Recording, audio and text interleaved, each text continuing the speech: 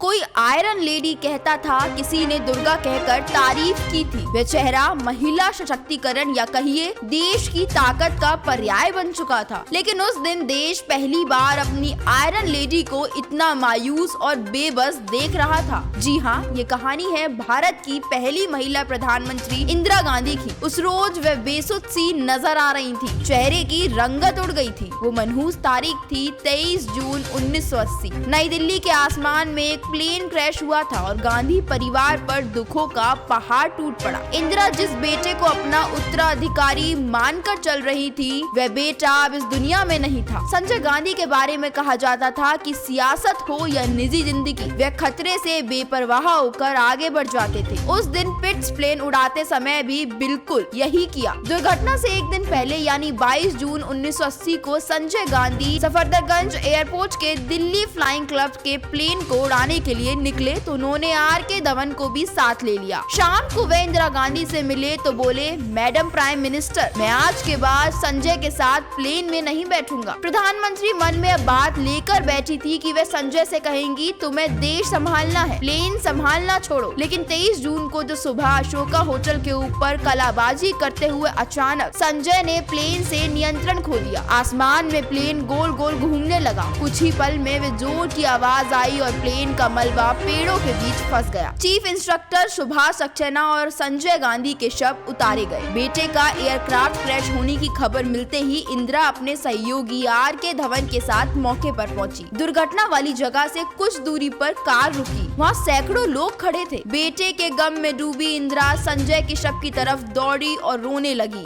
यह पहला मौका था जब देश आयरन लेडी की आंखों में आंसू देख रहा था। कुछ देर तक बेबस माँ की तरह रहने के बाद इंदिरा को लगा कि वह देश की प्रधानमंत्री है और इस तरह आंसू दिखाना ठीक नहीं है। उन्होंने खुद को संभाला, मगर आंखों से आंसू बंद नहीं हो रहे थे। इंदिरा ने आंखों पर काला चश्मा रख लिया, जैसे उन्होंने अपने गम को छिपा लिया हो। दरअसल संजय की मौत का शायद सबसे ज्यादा दुख मां इंदिरा को था। यह उनके लिए बड़े झटके जैसा था। इंदिरा गांधी कुछ ही महीने पहले सत्ता में वापस लौटी थी। इमरजेंसी के कारण सत्ता गंवाने के 2.5 साल बाद वापसी का श्रेय संजय गांधी को दिया गया। कुछ महीने पहले ही इंदिरा गांधी ने संजय गांधी को कांग्रेस का महासचिव बनाया था। तब तक राजीव गांधी राजनीति में नहीं थे। कहा जाता है कि अगर संजय गांधी की मौत नहीं हुई होती तो राजीव गांधी की राजनीति में शायद एंट्री ही नहीं होती। संजय गांधी को इंदिरा गांधी मंत्रिमंडल में शामिल करने वाली थी, लेकिन वह मौका कभी आया ही नहीं। इस वीडियो में बस इतना ही। वीडियो पसंद आई हो तो लाइक और शेयर करें और चैनल को सब्सक्राइब करना बिल्कुल ना भूलें।